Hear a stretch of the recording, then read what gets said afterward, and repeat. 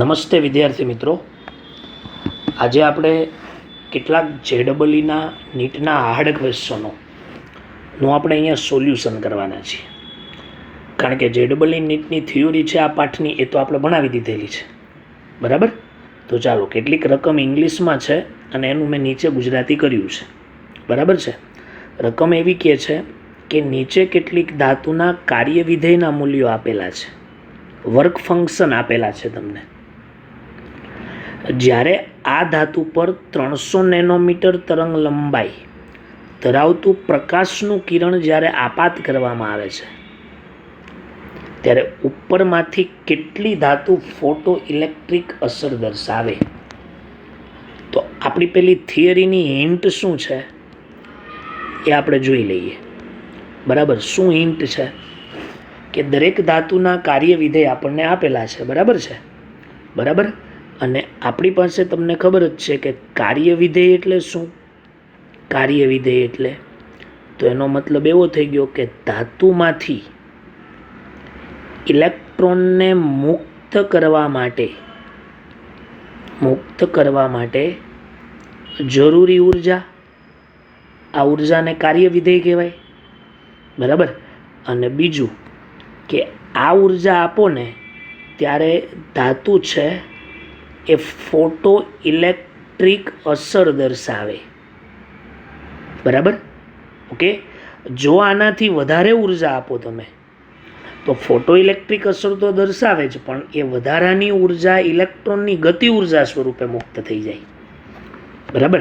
તો પછી આપણે શું કરવાનું છે કે E0નું મૂલ્ય E કરતાં ઓછું હોય ને એવી કન્ડિશન આપણે આમાંથી પસંદ કરવાની. તમારી પાસે બધાના E0ના મૂલ્ય તો છે જ. હવે તમારે Eનું મૂલ્ય શોધવાનું છે. તો Eનું સૂત્ર આપણી પાસે છે hc/λ. Eનું સૂત્ર આપણી પાસે છે hc/λ, બરાબર. ચાલો, Hની કિંમત મેં તમને કીધેલી જ છે, 19.87 × 10⁻26. લેમડાની કિંમત છે 300 × 10⁻9, પણ હું એને 3 × 10⁻7 લખું છું. ક્લિયર? બરાબર. હવે શું કરવાનું છે? બરાબર, આ બંનેનો ભાગાકાર ગુણાકાર તમે કરો, બરાબર. અને જે કાંઈ તમારો જવાબ આવશે, બરાબર, એ જવાબ જૂલમાં આવશે. શેમાં આવશે? જૂલમાં, બરાબર. તો પછી આપણે અહીંયા E શોધીએ. પહેલાં શું શોધીએ? E. તો પછી વિદ્યાર્થી મિત્રો એના માટે બરાબર જો, અહીંયા આપણી પાસે 19.87 છે, બરાબર. અને ભાગ્યા કેટલા છે? 3, બરાબર. તો એ કેટલા આવશે? 6.62 × 10⁻19. પણ આ જવાબ શેમાં આવે વિદ્યાર્થી મિત્રો? જૂલમાં. પણ હવે આને 1.6022 × 10⁻19 વડે ભાગી દઈએ તો એ જવાબ ઇલેક્ટ્રોન વોલ્ટમાં આવી જાય. શેમાં આવી જાય? ઇલેક્ટ્રોન વોલ્ટમાં, બરાબર. તો હવે આપણે શું કરવાનું છે વિદ્યાર્થી મિત્રો? 6.62 કરવાના અને ભાગ્યા 1.60 કરવાના, એટલે આપણો જવાબ 4.13 ઇલેક્ટ્રોન વોલ્ટ આવશે. કેમ કે -19 તો કેન્સલ થઈ ગયા, બરાબર.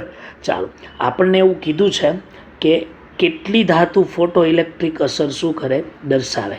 તો હવે આપણે શું કરીએ કે E0 > E, બરાબર. તો એનો મતલબ તમારે ખાસ વ્યવસ્થિત રીતે, ચાલો વિદ્યાર્થી મિત્રો અહીંયા જુઓ, દરેક વિદ્યાર્થીઓ ફોટો ઇલેક્ટ્રિક અસર દર્શાવે તો તમારે શું કરવાનું છે કે E0નું મૂલ્ય, બરાબર, અહીંયા એક મિસ્ટેક કરેલી આપણે, E0નું મૂલ્ય, બરાબર, E કરતાં ઓછું હોય એવી દરેક ધાતુ, બરાબર, એવી દરેક ધાતુ ફોટો ઇલેક્ટ્રિક અસર દર્શાવે. એવી દરેક ધાતુ ફોટો ઇલેક્ટ્રિક અસર શું કરે છે? દર્શાવે છે. દરેક ધાતુ ફોટો ઇલેક્ટ્રિક અસર શો કરે. તો E0નું મૂલ્ય 4.13 કરતાં ઓછું હોય એવી કેટલી ધાતુ? તો તમે જુઓ, અહીંયા આપણી પાસે, બરાબર, લિથિયમ છે, સોડિયમ છે, પોટેશિયમ છે, મેગ્નેશિયમ છે, બરાબર. શું છે? મેગ્નેશિયમ, બરાબર. તો આ 4 ધાતુ છે, બરાબર. તો અહીંયા તમને એવું પૂછ્યું છે ધાતુની સંખ્યા કેટલી? તો એ ધાતુની સંખ્યા કેટલી આવશે? 4. કઈ કઈ? લિથિયમ, સોડિયમ, પોટેશિયમ અને બીજી કઈ આવશે? મેગ્નેશિયમ. ક્લિયર? આ 4 ધાતુ છે કે જેનું મૂલ્ય 4.13 કરતાં કેવું છે? ઓછું. એનાથી વધારે ફોટો ઇલેક્ટ્રિક અસર તો દર્શાવે, પણ એ ઉર્જા છે એ કોને મળી જાય? ઇલેક્ટ્રોનને ગતિ ઉર્જા સ્વરૂપે. બરાબર? એટલે આપણે આ ધ્યાનમાં રાખવાનું છે. ક્લિયર ને?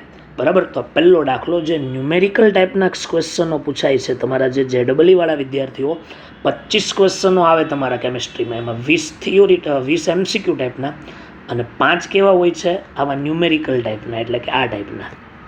ક્લિયર? અને એમાં નેગેટિવ માર્કિંગ હોતું નથી. બરાબર? તો પછી આવો એક દાખલો દરેક વિદ્યાર્થીઓએ ધ્યાનમાં રાખવાનો છે. બહુ ઇમ્પોર્ટન્ટ ક્વેશ્ચન છે. બરાબર? ચાલો હવે પછી આપણે બીજો દાખલો સોલ્વ કરીએ. ચાલો બીજો દાખલો શું છે? JEE એડવાન્સ 2011માં પૂછાયેલો છે. n બરાબર 3 અને સ્પિન ક્વોન્ટમાર્કનું, MS એટલે સ્પિન ક્વોન્ટમાર્કનું મૂલ્ય -1/2 હોય ત્યારે વધુમાં વધુ ઇલેક્ટ્રોનની સંખ્યા કેટલી? બહુ ઇઝી દાખલો છે. બરાબર? આવા દાખલા પૂછાયેલા પણ છે. ચાલો તો n બરાબર 3 લઈ લઈએ તો વિદ્યાર્થી મિત્રો l બરાબર 0 થાય, l બરાબર 1 પણ થાય અને l બરાબર 2 પણ થાય ને. ચાલો l બરાબર 0 ત્યારે m બરાબર 0 થાય. તો m બરાબર 0 એટલે એક પેટા કક્ષક. આ પેટા કક્ષકમાં એક ઇલેક્ટ્રોનનું મૂલ્ય -1/2 હોય. બરાબર? બે ગોઠવું તો -1/2 +1/2 બંને હોય. આપણે તો -1/2 પૂછ્યું છે એટલે એક ઇલેક્ટ્રોન. શું આવશે? એક ઇલેક્ટ્રોન. હવે l બરાબર 1 લઈ લઈએ તો l બરાબર 1 હોય તો m બરાબર +1 હોય, 0 હોય, -1 હોય. તો એનો મતલબ એવો થઈ ગયો કે 3 પેટા કક્ષક છે. બરાબર? અને 3 પેટા કક્ષકની અંદર 3 ઇલેક્ટ્રોન -1/2 વાળા હોય અથવા +1/2 વાળા હોય. તો એના 3 ઇલેક્ટ્રોન ગણવાના. l બરાબર કેટલા? તો m +2 હોય, +1 હોય, 0 હોય, -1 હોય. બરાબર? અને -1 હોય અને એની અંદર આવી 5 પેટા કક્ષકો હોય. કેટલી પેટા કક્ષકો હોય? 5. તો 5 પેટા કક્ષકો આપણે દર્શાવી. પાંચેયની અંદર હું એક ઇલેક્ટ્રોન હું મૂકું તો એ બધા ઇલેક્ટ્રોન માટે મૂલ્ય -1/2 અથવા +1/2 હોય. એટલે અહીંયા શું લખીશું? 5 ઇલેક્ટ્રોન. બરાબર? એટલે એની જે કુલ સંખ્યા છે વિદ્યાર્થી મિત્રો, એ કુલ સંખ્યા 5 + 3 + 1 એટલે 8 ને 1 9 ઇલેક્ટ્રોન આવે. બરાબર? એટલે આપણો ઇન્ટિરિયર ટાઈપનો જે ક્વેશ્ચન આવે, ઇન્ટિરિયર ટાઈપનો, એમાં જવાબ કેટલો આવશે? 9. બરાબર? JEE એડવાન્સમાં પણ આવા પ્રશ્નો પૂછાય છે અને બહુ ઇઝી હોય. બરાબર?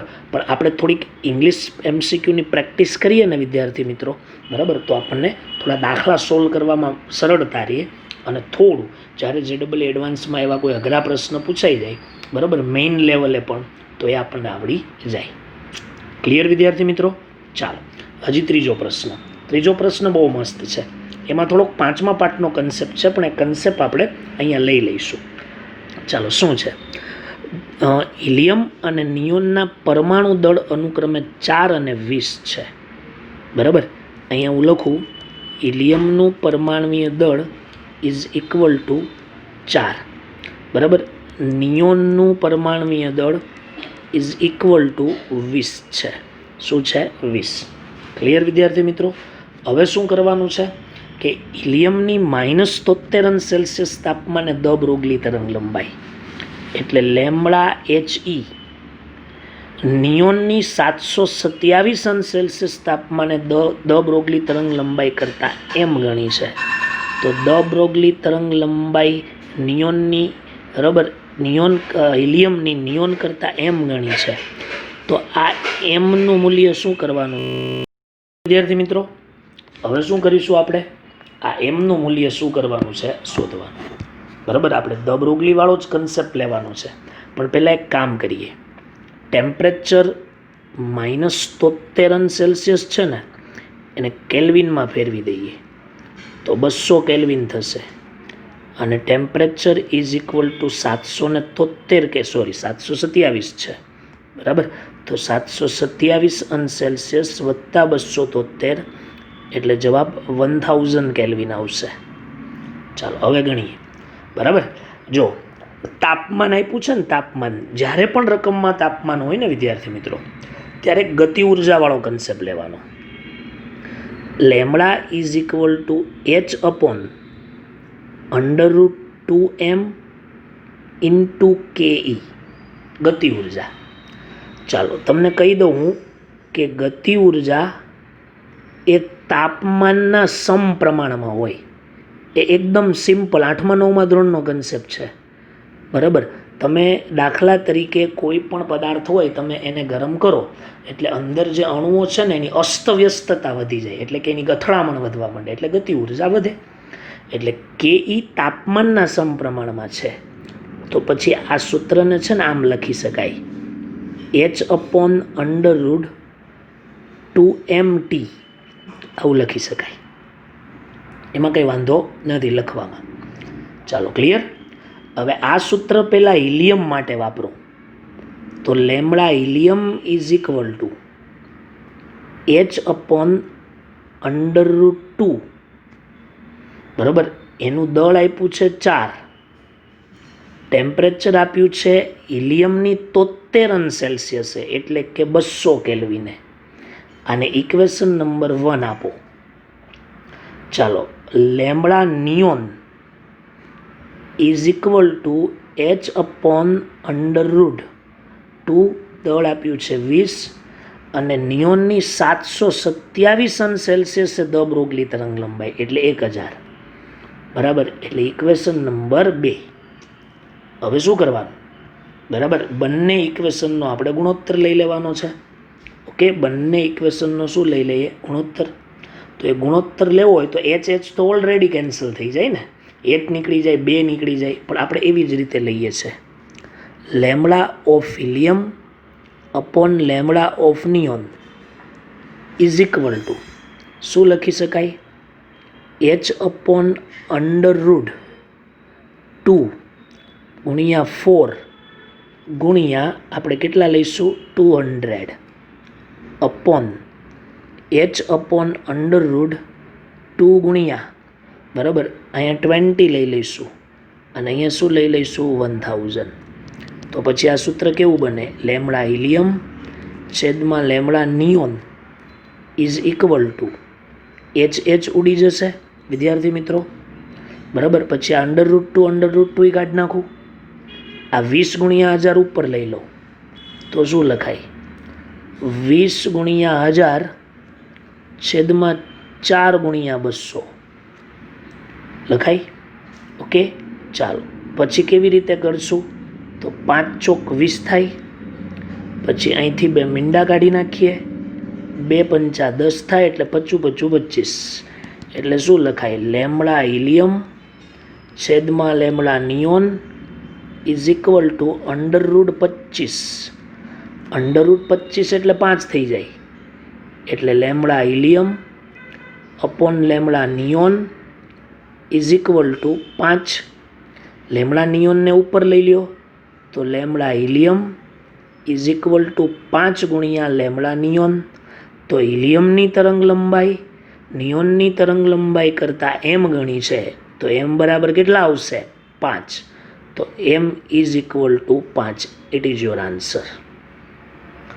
સમજ પડી ગઈ? એકદમ કન્સેપ્ચ્યુઅલ દાખલો છે આખો, બરાબર. આપણે શું કીધેલું અહીંયા? બરાબર, કે m શોધવાનું છે, તો m બરાબર કેટલો આવ્યો? 5. બરાબર ને વિદ્યાર્થી મિત્રો? ચાલો, હજી આગળ વધીએ. ચોથો પ્રશ્ન થોડો સમજવામાં તમને તકલીફ પડશે, બરાબર, કેમ કે આમાં ઘણા બધા વિદ્યાર્થીઓ 2 જુદી જુદી રીત વિચારે. તો શું છે રકમ? કોઈ એક પરમાણુમાં n બરાબર 4, ત્યારે માનાંકમાં ml બરાબર 1 છે. જો સાંભળો, માનાંકમાં ml બરાબર 1 હોય તો એનો મતલબ એવો થઈ ગયો કે m બરાબર +1 પણ લેવાનું અથવા -1 પણ લેવાનું, તો જ માનાંક હોય ને, બરાબર. આ ચુંબકીય ક્વોન્ટમાંક આપેલું છે. અને s બરાબર -1/2 હોય તેવા ક્વોન્ટમાંક ધરાવતા ઇલેક્ટ્રોનની કુલ સંખ્યા શોધો. આ પણ આપણે જે બીજો દાખલો ગણ્યો ને એના જેવું જ છે. તો ચાલો કરીએ. n is equal two 4. n is equal two 4. ત્યારે એલ ઇઝ ઇક્વલ ટુ 0 હોય. એલ ઇઝ ઇક્વલ ટુ 0 હોય ત્યારે એમ બરાબર 0 હોય. એમ બરાબર 0 છે, પણ આપણને તો +1 અને -1 જ લેવાના છે, બરાબર. એટલે આમાં લખીએ નો ઇલેક્ટ્રોન. આમાં ઇલેક્ટ્રોન નથી, એવો એક પણ ઇલેક્ટ્રોન નથી, કારણ કે કક્ષક જ +1 કે -1 નથી. મારી વાત સમજો બરાબર. ઓકે, ચાલો એલ બરાબર 1 લઈએ. તો એલ બરાબર 1 લઈએ તો એમ બરાબર +1, પછી 0 અને -1. તો +1 અને -1 વાળી બે કક્ષક છે. એ બે કક્ષકની અંદર એક એક ઇલેક્ટ્રોન -1 હાફવાળા હોય, એટલે કુલ ઇલેક્ટ્રોન કેટલા થાય વિદ્યાર્થી મિત્રો? 2. બરાબર. આપણે તો +1 અને -1 જ ગણવાના છે, બરાબર. આમ 3 ઇલેક્ટ્રોન છે, પણ આપણે +1 અને -1 જ કન્સિડર કરવાના, એટલે એના 2 ઇલેક્ટ્રોન થયા. ક્લિયર થઈ ગયું દરેક વિદ્યાર્થીઓને? બરાબર. તો તમને બધાને ખબર પડી જશે કે એલ બરાબર 2 આવે તો પણ એમ બરાબર +2 હોય, +1 હોય, 0 હોય, -1 હોય અને -2 હોય. તો આપણે +1 અને -1 જ લેવાના, એટલે 2 ઇલેક્ટ્રોન જ આવે એમાં, બરાબર ને. અને એલ ઇઝ ઇક્વલ ટુ 3 છે, તો એમ ઇઝ ઇક્વલ ટુ +3, +2, +1, 0, -1, -2 અને -3.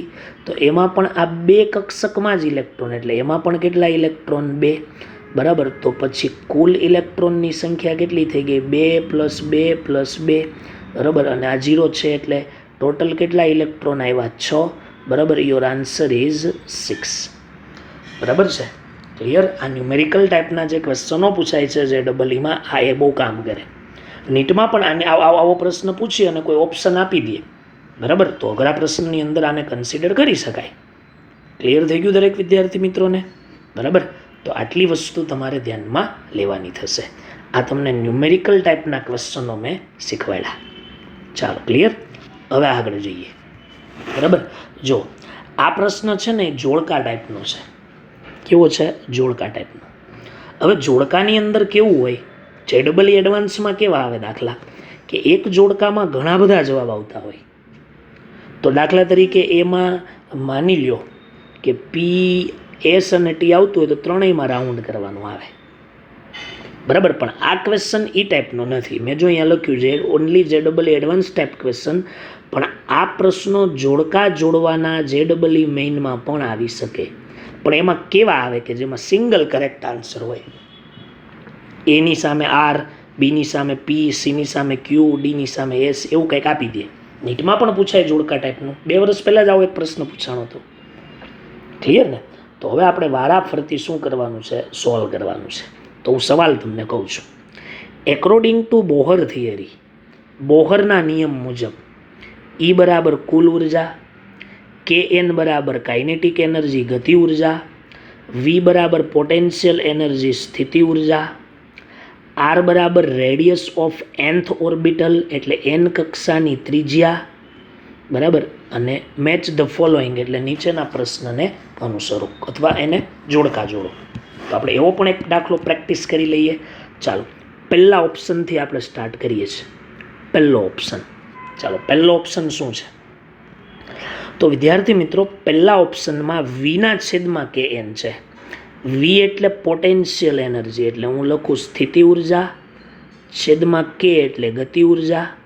ચાલો, સ્થિતિ ઉર્જાના છેદમાં ગતિ ઉર્જા એટલે એનો મતલબ -2 સૂત્ર છે જ, બરાબર ને? -2 સૂત્ર છે જ, એટલે એનો મતલબ એવો થઈ ગયો કે એની સામે જવાબમાં શું આવવાનું છે? R. ચાલો, એની સામે R.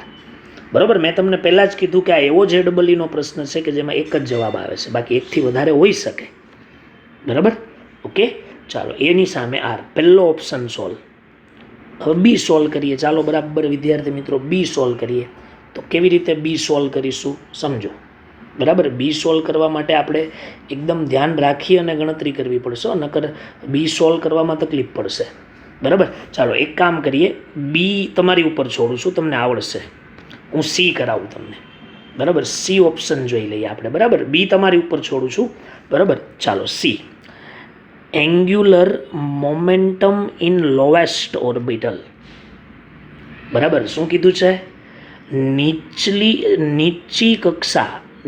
કક્ષા ઓર્બિટલ અથવા નીચલી કક્ષકનું કોણીય વેગમાન સૌથી નીચલી કક્ષક કઈ આવે તો કે વનેસ આવે.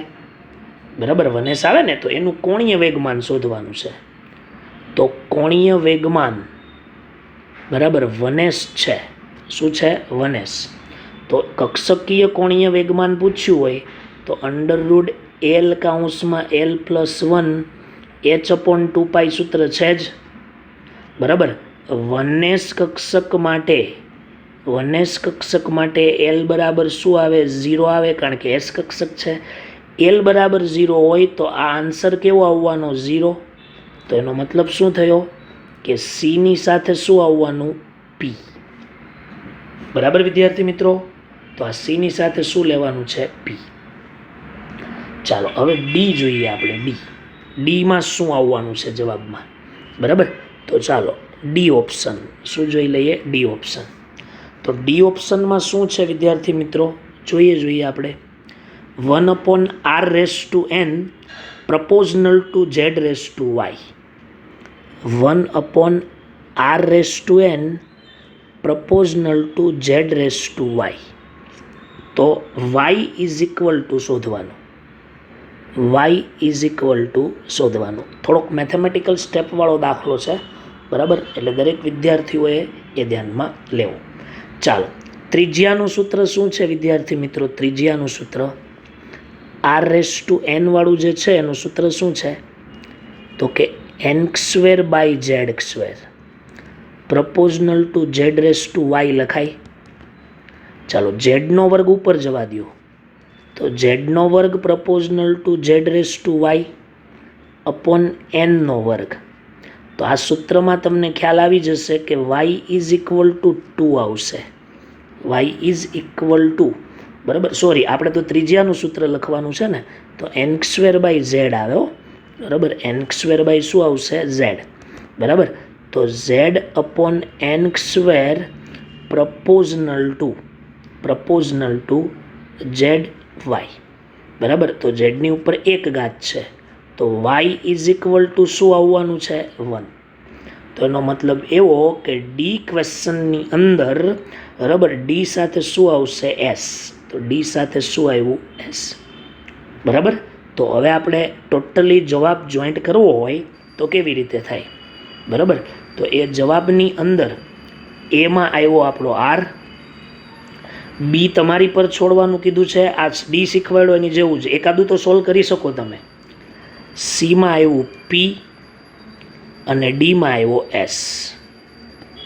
તો જવાબમાં આવશે, બરાબર, એની સામે R, પછી બીની સામે હું તમને કહી દઉં છું Q આવશે. બીની સામે શું આવવાનું છે? Q. તમે સોલ્વ કરજો, ન આવડે તો મને પૂછજો. સીની સાથે આવશે P અને ડીની સાથે આવશે S. આ તમારો આન્સર છે. થઈ ગયું ને? બહુ કાળજી રાખવી પડે અઘરા સવાલોમાં. બરાબર, તો આ રીતે આપણે આખો દાખલો કરી શકીએ. બરાબર, ચાલો હજી એક કોલમ ટાઈપનો પ્રશ્ન કરાવો એટલે તમને થોડો આઈડિયા આવે. ચાલો, શું છે?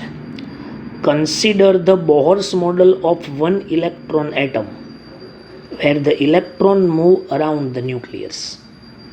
એટલે એક ઇલેક્ટ્રોન ધરાવતા પરમાણુ માટે બોહરના નમૂના મુજબ ઇલેક્ટ્રોન ન્યુક્લિયસની આજુબાજુ, કેન્દ્રની આજુબાજુ ગતિ કરે છે.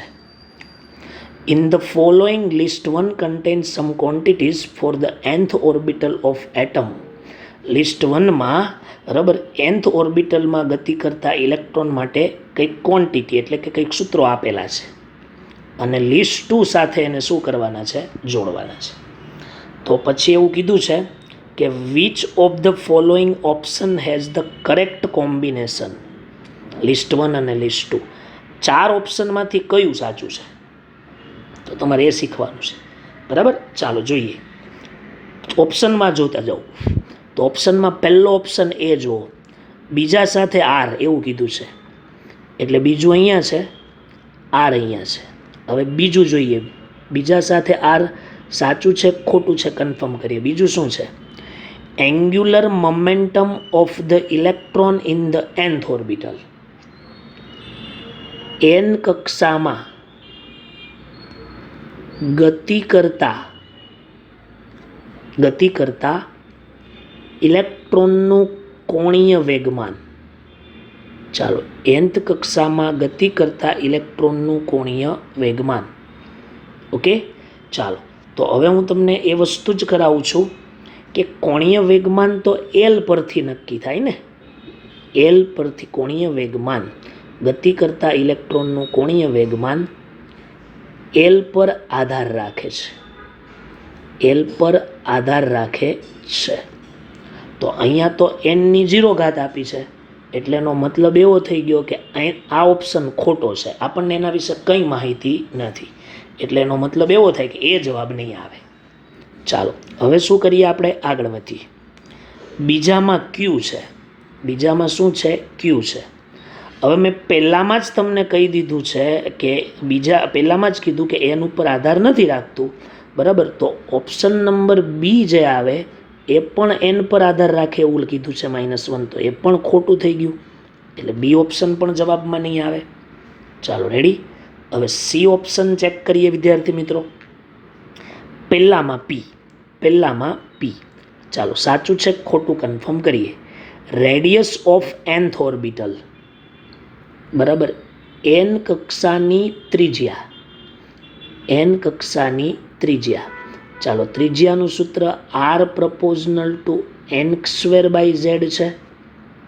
z બરાબર 1 લઈ લઈએ, બરાબર. તો r પ્રપોઝનલ ટુ n² થાય.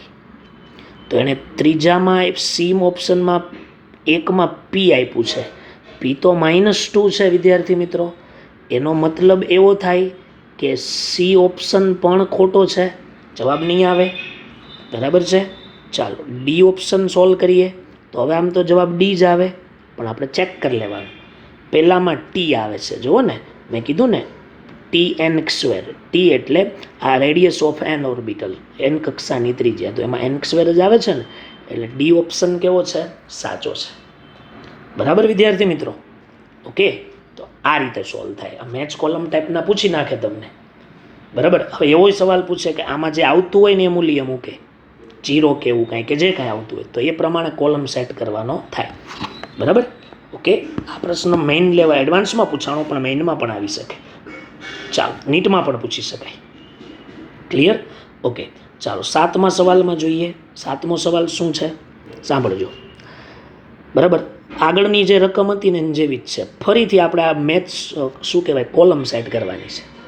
ચાલો પહેલું ઓપ્શન નંબર એ.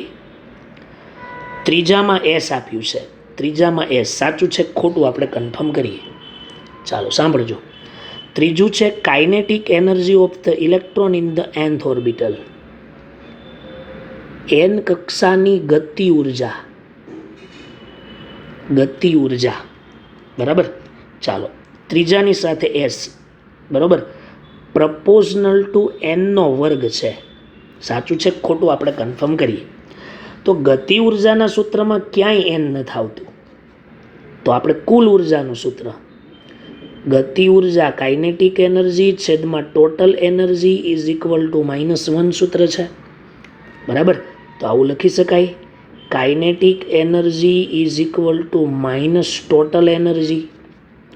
ચાલો ગતિ ઉર્જાનું સૂત્ર આપણી પાસે, કુલ ઉર્જાનું સૂત્ર છે -13.6 ગુણ્યા z²/n². બોલો, માઇનસ પ્લસ એટલે 13.6 ગુણ્યા z²/n² લખાય, બરાબર. n² લખાય.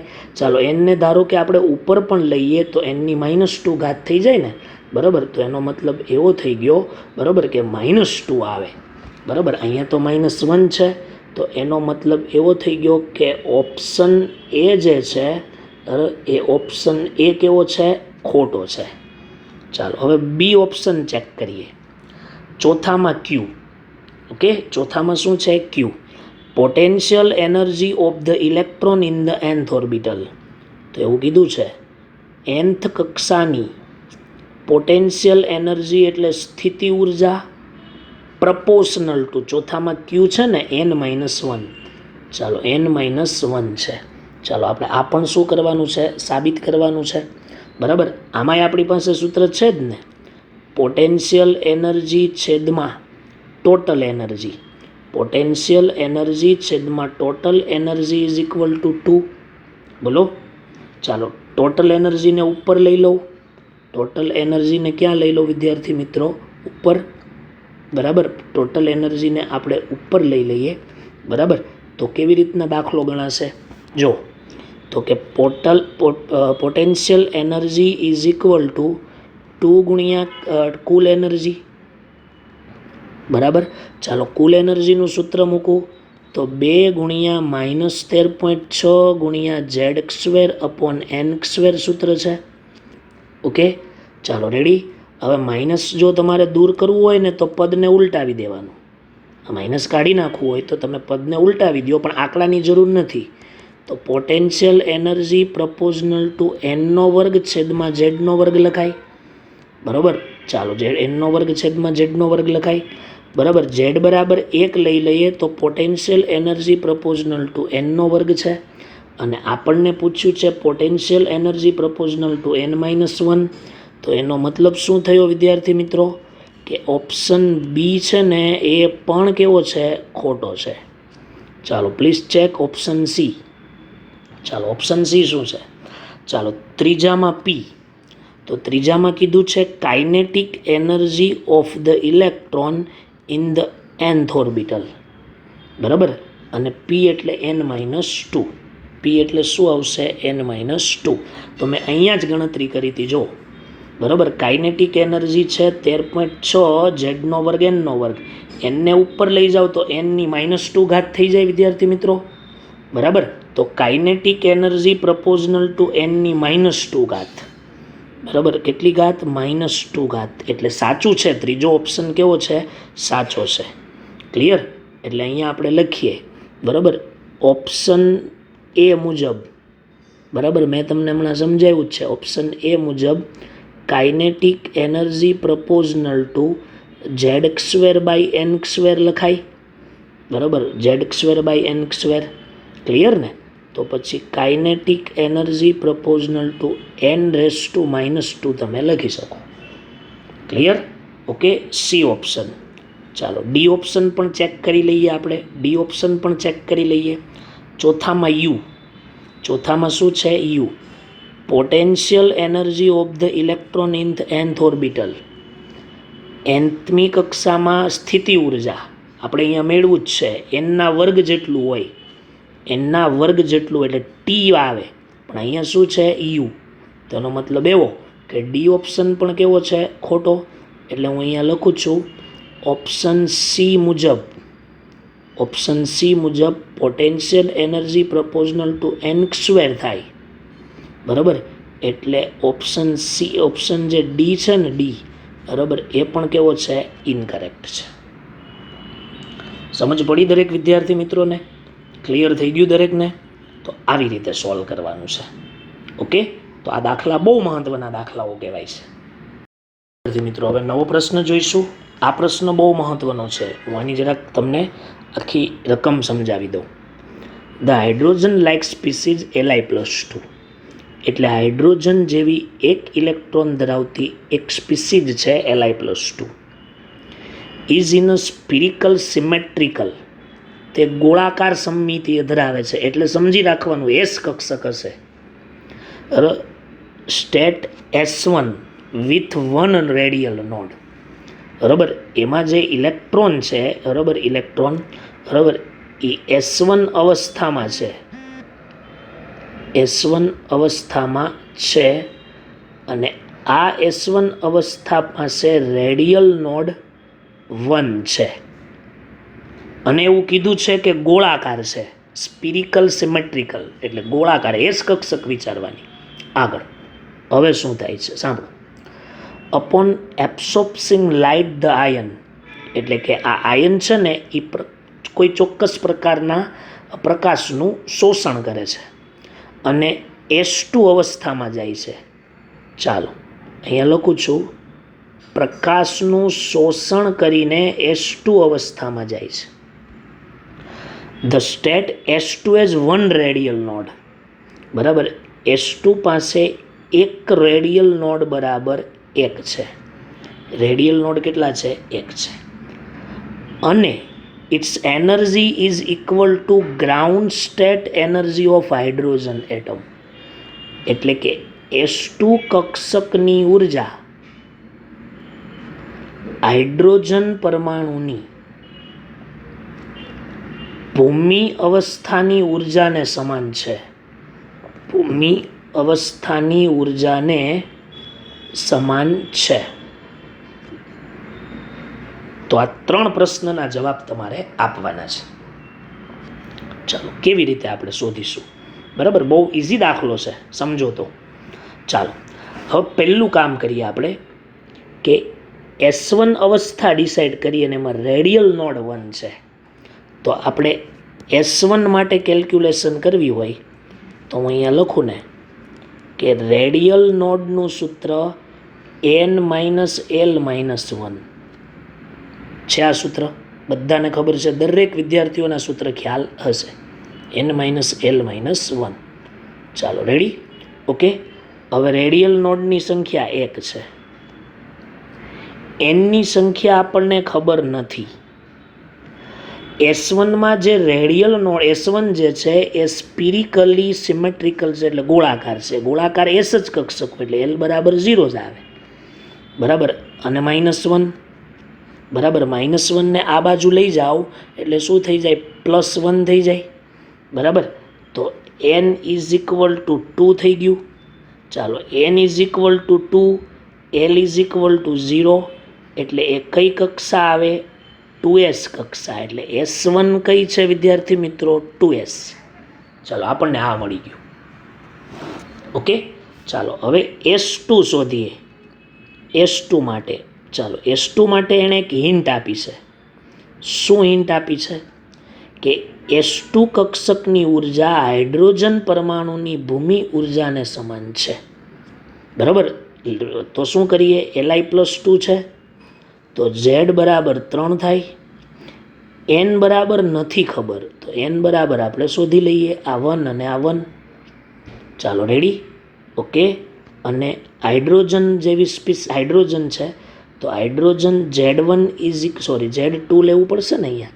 બરાબર, તો Z2 બરાબર કેટલા? 1. ભૂમિ અવસ્થા N2 બરાબર કેટલા? 1. બરાબર. ચાલો, એમ કીધું છે કે Li+2 ની S2 કક્ષકની ઉર્જા અને હાઇડ્રોજનની ભૂમિ અવસ્થાની ઉર્જા બંને કેવી છે? સમાન. તો પછી બે ઉર્જાને આપણે સમાન બતાવી દઈએ. તો શું લખીએ? કે Li+2 ની S2 કક્ષકની ઉર્જા ઇઝ ઇક્વલ ટુ હાઇડ્રોજનની ભૂમિ અવસ્થાની ઉર્જા. ભૂમિ અવસ્થાની ઉર્જા. તો સૂત્ર શું છે? -13.6 Z² અને 1 કહી દઉં, Z1² N1² is equal two -13.6. હાઇડ્રોજનને હું 2 કહું તો Z2² N2². ચાલો, 13.6 કેન્સલ કરી નાખ્યા. Z1 એટલે 3² 9 થશે. બરાબર. ચાલો, 3² કેટલો થઈ ગયો? 9. N1 બરાબર આપણને ખબર નથી S2 માટે.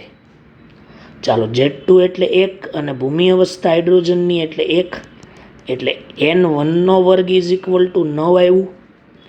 N1 ઇઝ ઇક્વલ ટુ 3 આવ્યું. શું આવ્યું? 3. હવે આપણે S2 કક્ષક માટે લઈએ. તો S2 કક્ષક માટે રેડિયલ નોડ આપેલા જ છે અને રેડિયલ નોડનું સૂત્ર n-l-1. ચાલો, S2 કક્ષક માટે કેટલા રેડિયલ નોડ છે? 1. તો અહીંયા 1 મૂકું. n બરાબર 3. L બરાબર નથી ખબર. સર, પહેલામાં તો ખબર હતી પણ એમાં કીધું તું સ્પિરિકલ છે. બરાબર, તો પછી કેલ્ક્યુલેશન કરીએ તો 1 ઇઝ ઇક્વલ ટુ 3માંથી 1 જાય તો 2 - L. બરાબર, -L ને આ બાજુ લાવું તો +L અને આને આ બાજુ લાવું તો L બરાબર 1, એટલે કઈ કક્ષક? P કક્ષક. ઓકે. L બરાબર 1 છે, N બરાબર 3 છે, એટલે એ જે કક્ષક છે ને S2 બરાબર એ કેવી થશે?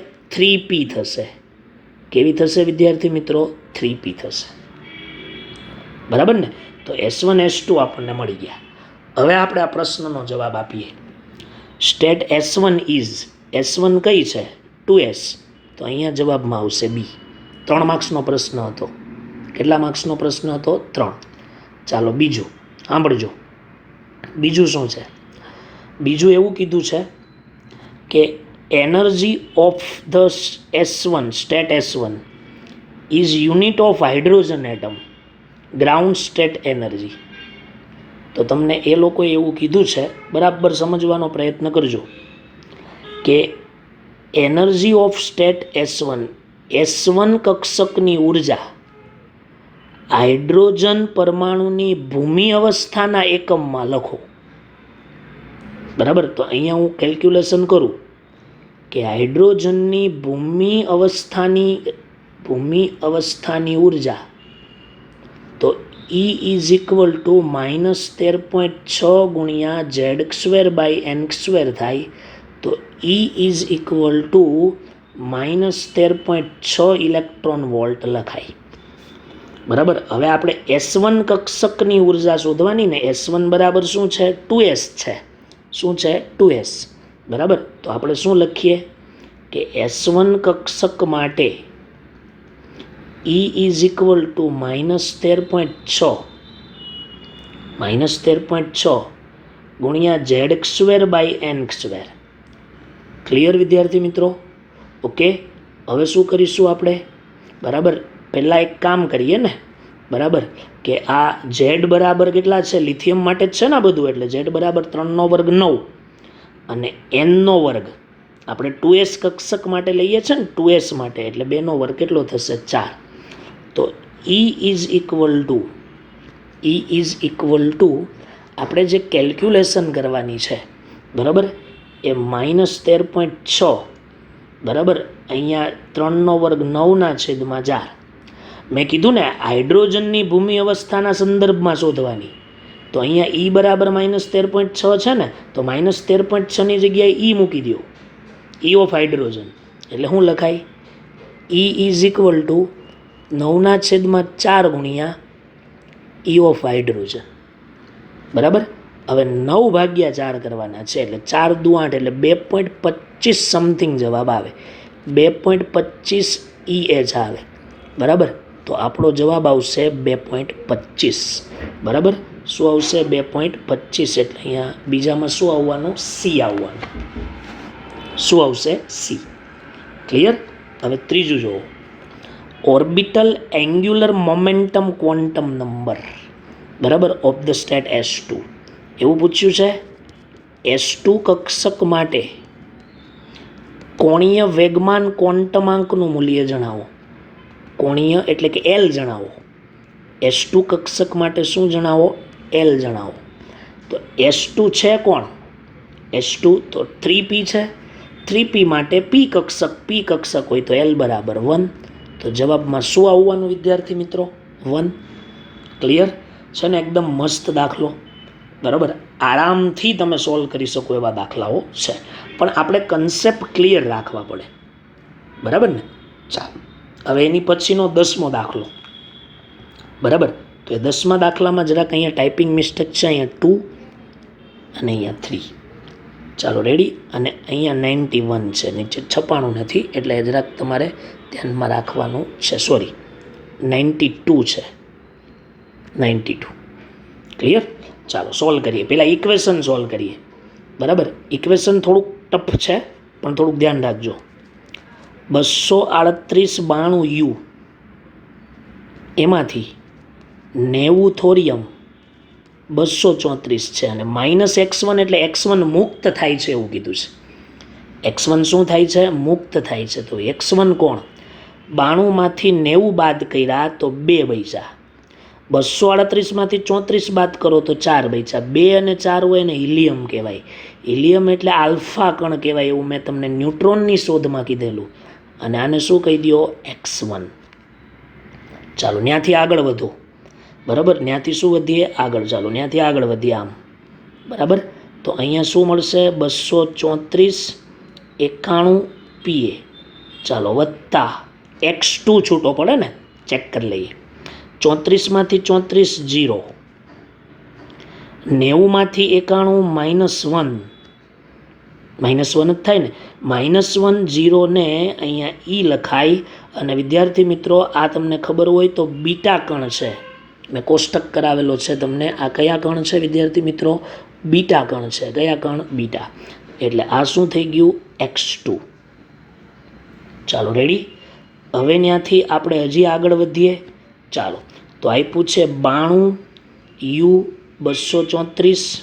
ચાલો પ્લસ x3, -x3 છે ને, છૂટું પડે જોઈએ. 91માંથી 92 -1, 234માંથી 234 0, બરાબર. અને ઇલેક્ટ્રોન કહેવાય, મેં કીધેલું જ છે. અને આ કયા કણ? બીટા કણ. અને આને નામ આપી દો x3. ચાલો ત્યાંથી આગળ વધીએ, બરાબર. ચાલો શું બને છે? 90 થોરિયમ 230 અને શું છૂટું પડે? x4. ચાલો જોઈએ. 92માં 90માં, ચાલો 92 છે ને, એમાંથી 90 બાદ કર્યા તો 2 બચ્યા. 34માંથી 30 બાદ કર્યા તો કેટલા બચ્યા? 4. અહીંયા હિલિયમ લખાય. આને કયા કણ કહેવાય? આલ્ફા કણ, બરાબર. આ શું કહેવાય આપણા માટે? x4. ચાલો આ ઇક્વેશન સોલ્વ થઈ ગયું. તમારાથી પણ થાય ને. ચાલો હવે આપણે સોલ્વ કરીએ. પહેલું કે કયા સાચા ઓપ્શન છે. Z is an isotope of uranium. Z યુરેનિયમનું સમસ્થાનિક છે. ચાલો ચેક કરો. Z યુરેનિયમનું સમસ્થાનિક છે. તો આ પહેલું તત્વ શું છે? યુરેનિયમ. અને Z ક્યાં ગયું? Z કઈ ગયું? Z, બરાબર. આપણી પાસે Z જે હતું પેલેડિયમ, પછી અહીંયા અહીંયા યુરેનિયમ લખવાનું છે. યુરેનિયમ, સોરી ત્યાં Z લખવાનું છે. એટલે 92 અને અહીંયા Z. તો સમસ્થાનિકની વ્યાખ્યા છે કે જેના પરમાણુ ક્રમાંક સમાન હોય. ચાલો તો 92 અને 92 પરમાણુ ક્રમાંક સમાન છે. પરમાણુ ભાર જુદા છે, 38 ને 34 જુદા જુદા. એટલે કે U અને Z એકબીજાના સમસ્થાનિક છે, બરાબર. ધેટ મીન્સ આ વિધાન ટ્રુ છે. ઓકે. બીજું વિધાન, x1 will deflect towards negative charge plate. એટલે કે x1, બરાબર, ઋણ વીજભારિત પ્લેટ તરફ વિચલિત થાય છે. કેવું થાય છે? વિચલિત થાય છે. ચેક કરી લઈએ આપણે. તો x1 બરાબર કયા કણો છે? આલ્ફા. આલ્ફા એટલે કયા કણો? ધન વીજભારિત કણ. ધન વીજભારિત કણ એ ઋણ વીજભાર તરફ જ વિચલિત થાય ને. ધેટ મીન્સ બીજું વિધાન પણ કેવું છે? ટ્રુ છે. ક્લિયર? ઓકે. એકથી વધારે સાચા સવાલો હોય ને, સાચા જવાબ આવા સવાલો આવે. ચાલો, x3 is gamma rays. x3 તો બીટા કણ છે. ધેટ મીન્સ આ વિધાન કેવું છે? ફોલ્સ છે. અને x2 is beta rays. x2 beta કણ જ છે, બીટા કિરણ જ છે, બરાબર. ધેટ મીન્સ આ સાચું છે. તો આ એકથી વધારે સાચા ક્વેશ્ચનો હોય ત્યારે આવા પ્રશ્નો પૂછાય. ક્લિયર થઈ ગયું? બરાબર વ્યવસ્થિત રીતે. ઓકે. તો આજના લેક્ચરમાં આટલા પ્રશ્નો સોલ્વ કરવાના. નોટ્સની અંદર તમારે આ સવાલો લખવાના છે. રકમ લખવાની જરૂર નથી, પણ તમે જાતે પ્રેક્ટિસ કરજો, બરાબર. હજી પણ થોડાક 10-15 દાખલા છે, તો એ આપણે નેક્સ્ટ લેક્ચરની અંદર કરીશું. Thank you.